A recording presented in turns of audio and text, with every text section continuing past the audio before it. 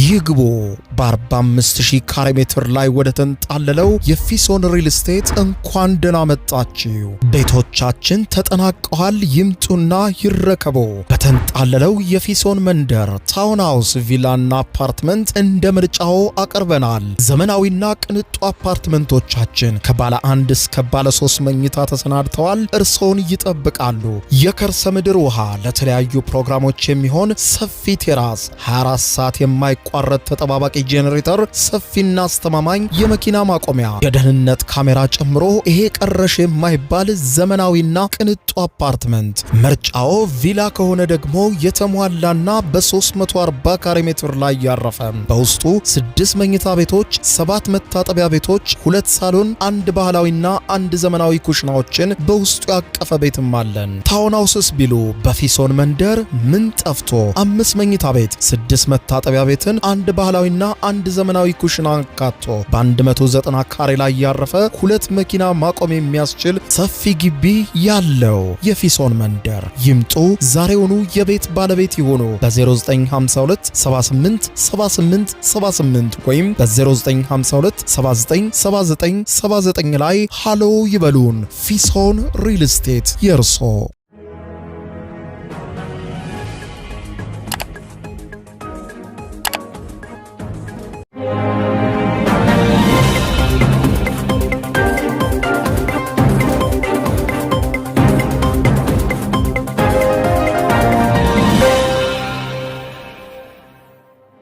ጤና ይስጥልኝ ክቡራትና ክቡራን የዩቲዩብ ቻናል ቤተሰቦች፣ የሰዓቱን አጫጭር ሰበር መረጃዎች ይዤ ቀርብ ያለው በርከት ያሉ መካከለኛው ምስራቅን የተመለከቱ ሰበር መረጃዎች በየሰዓታቱ ልዩነት ዩቲዩብ ላይ እየተጫኑ ነው።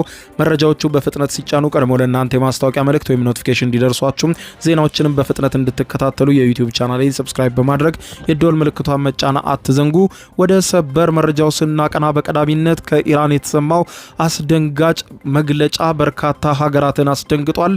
ይሄውም የኢራን ጦር ባወጣው መግለጫ ትራምፕ እንደዛቱት የኢራንን መሬት ወይም ማናቸውንም ስንዝር መሬትና ደሴት በእግረኛ ወታደር እቆጣጠራለሁ ብለው በኢራን ላይ የእግረኛ ሰራዊት ውጊያ ቢከፍቱ ኢራን ደግሞ በምላሹ በመላው የአረብ ሀገራትና በዙሪያቸው በሙሉ የባህር ውስጥ ፈንጂ ትቀብራለች ብለዋል። እነዚህ የባህር ፈንጂዎችም ለማክሸፍ ረጅም ዓመታት የሚወስዱ በመሆናቸው ቀጠናውን በሙሉ በዙሪያ በአረብ ሀገራቱ ምንም አይነት መርከብ የማያልፍበት ከፍተኛ የሆነ የጨለማ ዘመን ይመጣባቸዋል ስትል ገልጻለች። ይህ በሆነ በሰዓታት ውስጥ ያልኩትን አደርገዋለሁ ብላለች ኢራን በዛቻም። ይህንን ኢራን ካደረገችውና በአረብ ሀገራቱ ዙሪያ ደግሞ ፈንጂ የምትቀብር ከሆነ ከባድ የሆነ መዘዝ ለአረብ ሀገራቱ እንደሚያመጣም የተመለከቱ የአረብ ሀገራቱ ከፍተኛ ድንጋጤ ውስጥ ገብተዋል። ትራምፕ ለኢራን የሰጡት የ48 ሰዓት ቀነ ገደብ በዛሬው ዕለት ምሽቱን በዋሽንግተን ዲሲ አቆጣጠር ያበቃል። ይህንን ተከትሎ ምን ሊመጣ ይችላል የሚለው ከባድ ስጋት የአክሲዮን ገበያዎችን በከፍተኛ ሁኔታ እንዲንኮታኮቱ አድርጓል። ውጊያው ሲቀጥል እስራኤል በኢራኑና በሄዝቦላ ላይ በርካታ ኢላማዎች እንደሚቀርባትና ጦርነቱንም ላልተወሰነ ጊዜ ወደፊት ለረጅም ሳምንታት ማራዘሟንም ጭምር ገልጻለች። በዛሬው ዕለትም ከፍተኛ ውድመት ያስከተለ ጥቃት በኢራን ላይ ሰንዝራለች። ኢራንም በተመሳሳይ በእስራኤል፣ በሳውዲ አረቢያ፣ በተባበሩት አረብ ኤሚሬትሶችን ጨምሮ በመካከለኛው ምስራቅ ሀገራት ከባድ የአየር ጥቃት እሷም እየፈጸመች ነው። ሁኔታው ቀጥሎ ምን ሊሆን ይችላል የሚለውን መተንበይ በሚያስቸግር ሁኔታ እየቀጠለ ባለበት በአሁኑ ሰዓት ሰበር መረጃዎች በፍጥነት መውጣታቸውን ቀጥለዋል። ያስተዋወቅኳችሁና ሌሎችንም በርከት ያሉ መረጃዎች በዝርዝር ላስደምጣችሁ፣ አብረን እንከታተለው። በቅድሚያም የመካከለኛው ምስራቅ ጦርነት ተባብሶ የቀጠለ ሲሆን በኢራን ላይ አሜሪካ የምድር ወረራ ልትከፍት እየተዘጋጀች መሆኑን ተከትሎ ኢራን በዛሬው ዕለት ረፋዱን ባወጣቸው መግለጫ የምድር ወረራ ከተፈጸመባት በመላው በፋርስ ባህረ ሰላጤ ላይ ለማክሸፍ ዓመታትን የሚፈጁ ፈንጂዎችን እንደምታጠመድና ቀጠናውን የፈንጂ ወረዳ እንደምታደርገው ገለጸች። የኢራን መከላከያ ምክር ቤት በሀገሪቱ የደቡባዊ የባህር ዳርቻዎችና ደሴቶች ላይ ወረራ ወረራ የሚፈጸምበት ከሆነ የፋርስ ባህረ ሰላጤን መተላለፊያ ተቋርጦ የባህር ፈንጂ እንደሚቀበርበት ገልጿል። የአሜሪካ የዜና ምንጭ የሆነው አክሲዮስ የዜና ወኪል ያወጣው ዘገባ እንደሚያመለክተው የፕሬዝዳንት ዶናልድ ጄ ትራምፕ አስተዳደር የኢራንን የሆርሙዝ ወሽመጥን እንድትከፍት ለማድረግ የሃርግ ደሴትን የመውረር ወይም የመዝጋት እቅድን እያጤነ መሆኑንና ወታደሮችም እየተሰማሩ መሆኑን መዘገቡን ተመልክቷል። ፕሬዝዳንት ትራምፕ የምድር ጦር ወታደሮቻቸውን ሊያሰማሩ አቅደውበታል የተባለው የኢራኑ የሃርግ ደሴት ኢራን ለውጭ ገበያ ከምታቀርበው ድፍድፍ ነዳጅ ውስጥ 90 በመቶ የሚተላለፍበት ነው። ይህ አይነቱ ዘመቻ የሚከናወነው የአሜሪካ ጦር በሆርሙዝ ወሽመጥ ዙሪያ ያለውን የኢራን ወታደራዊ አቅምን ይበልጥ ካዳከመ በኋላ እንደሚሆን ነው የአክሲዮስ የዜና ምንጮች ለአክሲዮስ የዜና ወኪል ነገሩት። ዛሬ ረፋዱን በተሰጠው መግለጫ ይህንን እቅድ የጠቀሰው የኢራን መከላከያ ምክር ቤት በምድር ወረራ በማናቸውም የግዛት ዳርቻችን በደሴቶቻችን የሚፈጸም ከሆነ በመላው የፋርስ ባህረ ሰላጤ የባህር ውስጥ ፈንጂ እንደሚቀበርና ፈንጂዎቹም ለዓመታት ለማክሸፍ እንደሚከብዱም ገልጿል። የኢራንን የባህር ዳርቻዎች ወይም የደሴቶችን ኢላማ ማድረግ ማንኛውም ሙከራ በተፈጥሮ እንዲሁም በሚታወቀው ወታደራዊ ልምድ መሰረት ሁሉም መተላለፊያዎች የፋርስ ባህረ ሰላጤና ሁሉም የባህር ዳርቻዎችም ፈንጂ እንዲቀበርባቸው ይደረጋል ብለዋል። ከባህር ዳርቻ የሚለቀቁ ተንሳፋፊ ፈንጂዎችን ጨምሮ የተለያዩ አይነት የባህር ፈንጂዎች እንደሚቀበሩ በመግለጫው ላይ አስጠንቅቋል። በዚህ አካሄድ መላው ፋርስ የባህረ ሰላጤን ተንተርሶ የሚገኝ የአረብ ሀገር በሙሉ ለረጅም ዓመታት ከሆርሙዝ ወሽመጥ ጋር ተመሳሳይ ሁኔታ ውስጥ ይሆናል ሲልም አክሏል። ይህ ለመሆኑ ደግሞ ኃላፊነቱን የሚወስዱት አጥቂዎቹ ናቸው፣ አሜሪካና እስራኤል ይሆናሉ ብለዋል። በ1980ዎቹ ከ100 በላይ የባህር ፈንጂ አምካኞች ጥቂት የባህር ላይ ፈንጂዎችን ለማስወገድ ጭምር እንዳልቻሉ መዘንጋት አይገባም ሲል የኢራንም ጦር የሚወስደው እርምጃ እጅግ በጣም የከፋና ለዓመታት መዘዙ የሚቀር ነው ብሎታል። የኢራን መከላከያ ምክር ቤት አክሎም ጠብጫሪ ያልሆኑ ሀገራት በሆርሙዝ ወሽመጥ ማለፍ የሚችሉበት ብቸኛ መንገድ ከኢራን ጋር መቀናጀትና መስራት ብቻ ነው። ከሰላም ውጪ አሁን አማራጭ የላችሁም ብለዋል። ይህ በዚህ እንዳለ የእስራኤል ጦር ከኢራንና ከሄዝቦላ ጋር በርካታ ሳምንታት ውጊያ ይቀረኛል ሲል አስታውቋል። የእስራኤል መከላከያ ሰራዊት ከኢራንና ከሊባኖሱ ሄዝቦላ ጋር በሚደረገው ጦርነት ገና የበርካታ ሳምንታት ውጊያ ይቀረኛል ሲል አስታውቋል። የጦሩ ቃል አቀባይ ብርጋዴር ጀነራል ኤፊ ዴፍሪን በሰጡት ጋዜጣዊ መግለጫ ኢራንና ሄዝቦላ ላይ የተጨማሪ በርካታ ሳምንታት ውጊያ እንደምንጋፈጥ እንጠብቃለን ሲሉ አክለዋል። የመከላከያ ሰራዊቱ ዋና አዛዥ ኢያል ዛሚር እስራኤል ሄዝቦላ ላይ የምታካሄደው ዘመቻ እንዲራዘም የሚያደርግ እቅድ እንዳጸደቁም ተገልጿል። ዋና አዛዡም ሄዝቦላ ላይ የተከፈተው ዘመቻ ገና መጀመሩ ነው። በኢራን ዘመቻ መጨረሻ ሄዝቦላ ብቻውንና ተነጥሎ ይቀራል ብለዋል። ሄዝቦላ ላይ የተከፈተውን ዘመቻ የተራዘመ ነው፣ ለዚህም ደግሞ ተዘጋጅተናል ሲል ገልጿል። አሁን በጸደቀው የእስራኤል ጦር አዲሱ እቅድም የእስራኤል ጦር ወደ ሊባኖስ ገፍቶ ገብቶ የከፈተውን ውስን ኢላማ ያለው የምድር ዘመቻና ጥቃቶችን ለማሳደግና ሊባኖስ ላይ ከባድ ወረራ ለመክፈትም እንደታሰበ ዛሚር ጠቅሰዋል።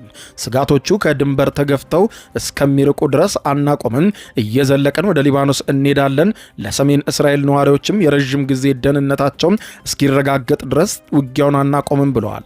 ይህንን እቅድ መጽደቆ የተሰማው እስራኤል ሊባኖስ ላይ መጠነ ሰፊ ወረራ ትፈጽማለች የሚል ስጋት በከፍተኛ ሁኔታ ባየለበት ወቅት ነው።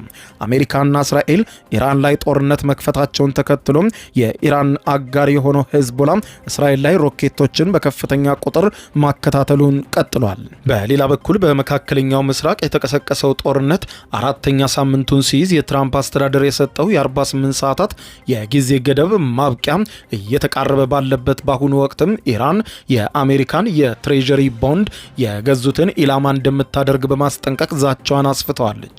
የኢራን ምክር ቤት አፈ ጉባኤ መሐመድ ባገር ጋሊባፍ በማህበራዊ ሚዲያ ገጻቸው ባስተላለፉት መልእክት የአሜሪካ መንግስት ቦንድን የያዙ ከሀገሪቱ ጋር ግንኙነት ያላቸው የፋይናንስ ተቋማት ልክ እንደ ወታደራዊ የጦር ሰፈሮች ኢላማ ይደረጋሉ ብለዋል። አፈ ጉባኤው አክለውም የአሜሪካ የትሬጀሪ ቦንዶችን በኢራናውያን ደም የተነከሩ ናቸው በማለት ጠቅሰው እነዚህን መግዛት ማለት በዋና መስሪያ ቤቶችና በንብረቶች ላይ ጥቃት እንዲሰነዘር መጋበዝ ማለት ነው ሲሉ አስጠንቅቀዋል።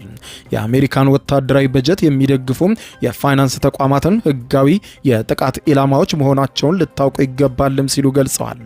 ይህ ከባድ የኢራን ማስጠንቀቂያ ቃላት የተሰማው የአሜሪካው ፕሬዝዳንት ዶናልድ ጄ ትራምፕ ለዓለም አቀፍ የነዳጅ ቁልፍ መስመር የሆነውን የሆርሙዝ ባህረ ሰላጤ እንዲከፈት አለበለዚያ ግን በኢራን የኃይል ማመንጫዎች ላይ ጥቃት እንደሚሰነዝሩ ቅዳሜ ዕለት የ48 ሰዓታት የጊዜ ገደብ መስጠታቸውን ተከትሎ ነው። የዚህ ማስጠንቀቂያ ቀነ ገደብም በዛሬው ዕለት ሰኞ ምሽት በዋሽንግተን ሰዓት አቆጣጠር ያበቃል።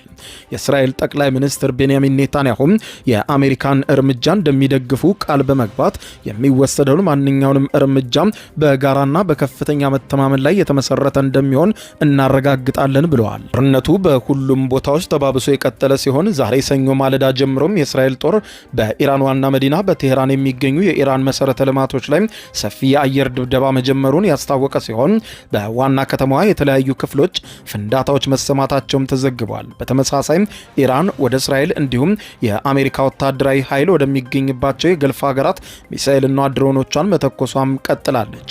ኩዌትና የተባበሩት አረብ ኤሚሬትሶች ከኢራን የተሰነዘሩ ተጨማሪ የሚሳኤልና የድሮን ጥቃቶችን በአየር መከላከያዎቻቸው ማክሸፋቸውን በየብቻቸው ዛሬ ረፋዱን አስታውቀዋል።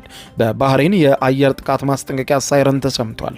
የሳውዲ አረቢያ መከላከያ ሚኒስትርም ወደ ሪያድ አቅጣጫ የተተኮሱ 2 ባላስቲክ ሚሳኤሎችን መለየቱን፣ አንደኛውን በአየር ላይ ሲከሽፍ ሌላኛው ሰው በማይኖርበት ክፍት ቦታ ላይ ወድቋል ሲል ገልጿል። በኢራን ጤና ሚኒስቴር መረጃ መሰረት በእስራኤልና በአሜሪካ ጥቃቶች እስካሁን ቢያንስ 1500 ሰዎች በኢራን ውስጥ የተገደሉ ሲሆን አሜሪካን መቀመጫውን ያደረገው ሂርና የተሰኘው የሰብአዊ መብት ተሟጋች ቡድን ደግሞ የሟቾች ቁጥር 3300 በላይ ሆኗል ብለዋል።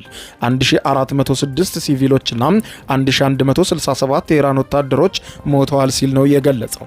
የአሜሪካና የእስራኤል ኃይሎች የካቲት 28 በሀገሪቱ ላይ ጥቃት መክፈታቸውን ተከትሎ ኢራን የሆርሙዝ ባህረ ሰላጤን ለአብዛኛው የመርከብ ትራፊክ ዝግ አድርጋው ይህ እየተባባሰ የመጣው የመካከለኛው ምስራቅ ግጭትም የዓለምን የነዳጅ አቅርቦት በከፍተኛ ደረጃ ያስተጓጎለ የቀጠለ ሲሆን በቅርብ ሳምንታት ውስጥም የነዳጅ ዋጋ በከፍተኛ ደረጃ እንዲንር አድርጓል።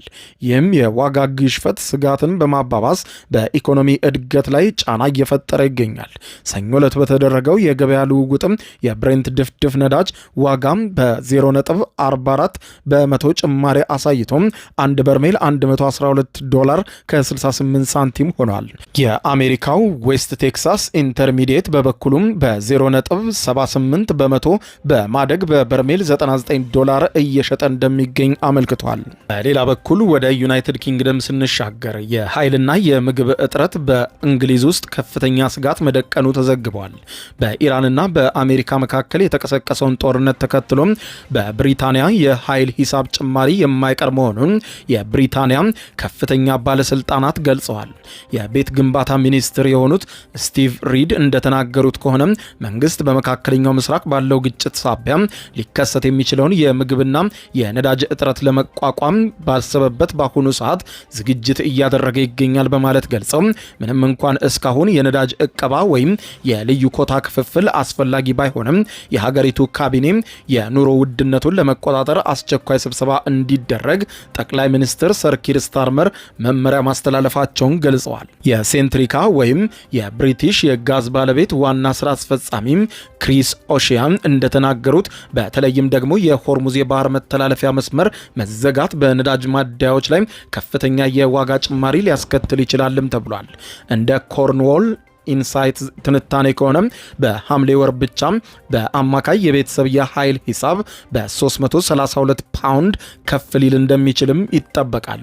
ይህም በጦርነቱ ሳቢያ በነዳጅና ጋዝ መሰረተ ልማቶች ላይ ከሚሰነዘሩ ሰፊ ጥቃቶች ጋር ተያይዞ የሚመጣ መዘዝ እንደሚሆን ነው ባለሙያዎች ያረጋገጡት። የመንግስት የኑሮ ውድነት አማካሪ የሆኑት ሎርድ ዎከር የኃይል ኩባንያዎች የነዳጅ ቸርቻሪዎችም ከዚህ ቀውስ ትርፍ እንዳያጋብሱ መንግስት ጊዜ ጊዜያዊ የትርፍ ገደብ እንዲጥል አሳስበዋል። ሎርድ ዎከር ከትርፍ ጋር ችግር የለኝም፣ ነገር ግን ቤተሰቦች በጭንቀት ላይ ባሉበት በዚህ ወቅትም የትርፍ ብዝበዛ ተቀባይነት የለውም በማለት ለሰንዴይ ታይምስ በሰጡት የጽሑፍ መግለጫ አረጋግጠዋል። የብሪታንያ የንግድ ውድድርና ገበያ ባለስልጣን የሆኑት ጋን ሲናገሩ ያለአግባብ በሚጨምሩ አካላት ላይ እርምጃ እንዲወሰድ ልዩ ስልጣን ተሰጥቶናል ብለዋል። በሚቀጥሉት ሳምንታትም የብሪታንያ ሚኒስትሮች ከእንግሊዝ ባንክ ገዢ አንድሪው ቤይሊ ጋር በጋራ በመሆን የኢኮኖሚ ጫናውን ለመቀነስ በሚቻልበት ሁኔታ ላይ ይመክራሉም ብለዋል።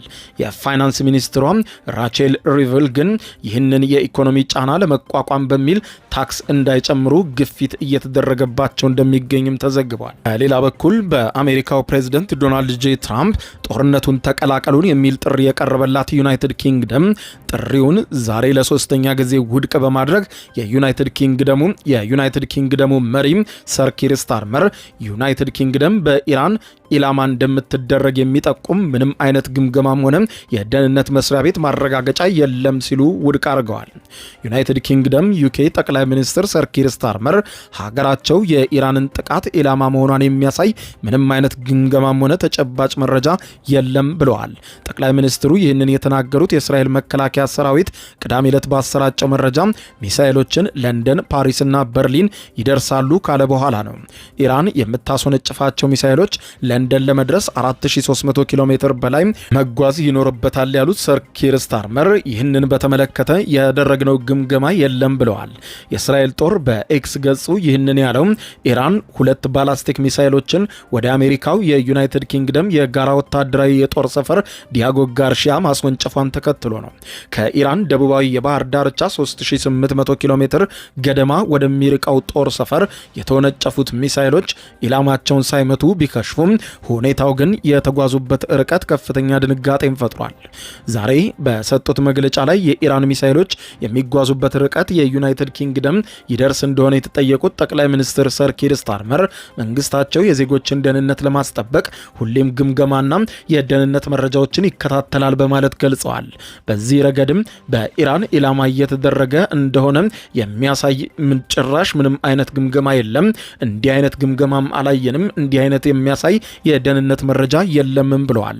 እስራኤል ይህንን የምታደርገውና እነ ፓሪስና ለንደን ሊመቱ ነው የምትለው ወደ ጦርነቱ እኛ እንድንቀላቀል ነው። በተጨባጭ ግን የእኛን ጥቅም የሚነካና እስካሁን ያለውን ሁኔታ በተመለከተ በእኛ ላይ ቀጥታ ችግር የሚያሳድር ነገር የለም ብለዋል። በመካከለኛው ምስራቅ ያለውን ጦርነት ማርገብ እንደሚገባ የጠቀሱት ሰር ኪር ስታርመር ወደ ጦርነቱ ተስበው ሳይገቡ የብሪታንያ ጥቅሞችና ዜጎችን መከላከል ወሳኝ ጉዳይ መሆኑን ገልጸው በዚሁ አቋሟም ብሪታንያ እንደምትቀጥል ነው የተናገሩት። በመጨረሻም በተባበሩት መንግስታት ድርጅት የአሜሪካ አምባሳደር የኢራን የኒውክሌር ተቋማትን መምታትና ከዚህ በላይ የበለጠ ማውደም በጠረጴዛ ላይ ያለ ሌላ አማራጫችን ነው ሲሉ ተናግረዋል። በተባበሩት መንግስታት ድርጅት የአሜሪካ አምባሳደር የሆኑት ማይክ ዋልትዝ ኢራንን በተመለከተ የኒውክሌር ኃይል ተቋማትን ከዚህ የበለጠ መደብደብና ሙሉ በሙሉ እንዳይነሱ አድርጎ የመጨፍለቅ የትኛውንም አይነት አማራጭ ከጠረጴዛ ውጪ አይደለም ብለዋል። አምባሳደሩ በአሜሪካ የቢቢሲ አጋር ከሆነው ሲቢኤስ ኒውስ ጋር ባደረጉት ቃለ ምልልስ ትራምፕ የኢራንን የኢነርጂ መሰረተ ልማቶች እንደሚያወድሙ ስለማስጠንቀቃቸው ተጠይቀዋል። ዋልትዝ ምላሽ ሲሰጡ ለፕሬዝደንቱ ምንም ነገር ከጠረጴዛ ውጪ አላደረገውም በማለት ገልጸው በተለይም በብሔራዊ ቴሌቪዥን ቀርቤ ይህንን ነገር ተናግሬያለሁ ብለዋል። የኢራን አብዮታዊ ዘብ በአሜሪካ ብቻ ሳይወሰን በበርካታ የአውሮፓ ሀገራትም ጭምር ሽብርተኛ ተብሎ ተፈርጇል ያሉት አምባሳደሩ ወታደራዊ ኃይሉ በሀገሪቱ ከፍተኛ የኢነርጂ መሰረተ ልማቶች ላይ ኢኮኖሚና በርካታ የመንግስት ተቋማት ላይ ሰፊ ቁጥጥር እንዳለው መረዳት አስፈላጊ ነው ሲሉ ተናግረዋል። ስለዚህም ወታደራዊ አቅማቸውንና የመከላከያ ኢንዱስትሪውን መሰረታቸውን እስከምናዳክመው ድረስ ሁሉም አማራጮች በጠረጴዛ ላይ ናቸው። አስፈላጊ የተባለውን እርምጃ ሁሉም ባስፈለገ ሰዓት ከመውሰድ ወደ ኋላ አንልም ሲሉ ተወካዩ መናገራቸው ተዘግቧል። ክቡራን አድማጮች ለሰዓቱ ብታደምጧቸው መልካም ናቸው ያልኳቸው ግጭቱን የተመለከቱ አዳዲስ መረጃዎች የሰማችኋቸው ናቸው። ከሰዓታት በኋላ በሌላ መረጃ ተመልሰን እስከምንገናኝ በያለንበት የዓለም ዳር ቸር እንቆይ። የዩቲዩብ የስኬት ሚስጥሮችን በዝርዝር የያዘው የአቤል ብርሃኑ የወይኗ ልጅ መጽሐፍ ሁለተኛ እትም በገበያ ላይ። ዩቲዩብ ለመጀመር በአጭር ጊዜ ስኬትን ለመቀዳጀት አስበዋል?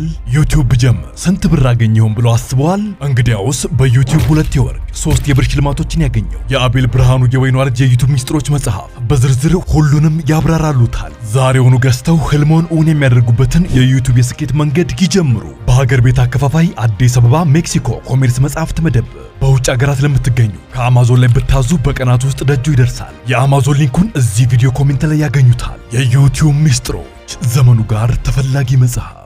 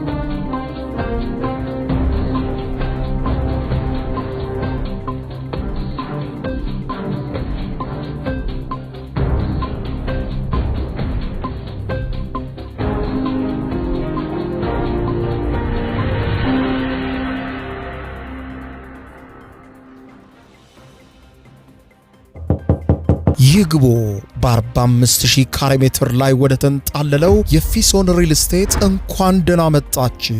ቤቶቻችን ተጠናቀዋል። ይምጡና ይረከቡ። በተንጣለለው የፊሶን መንደር ታውን ሃውስ፣ ቪላና አፓርትመንት እንደ ምርጫው አቀርበናል። ዘመናዊና ቅንጡ አፓርትመንቶቻችን ከባለ 1 እስከ ባለ 3 መኝታ ተሰናድተዋል። እርሶን ይጠብቃሉ።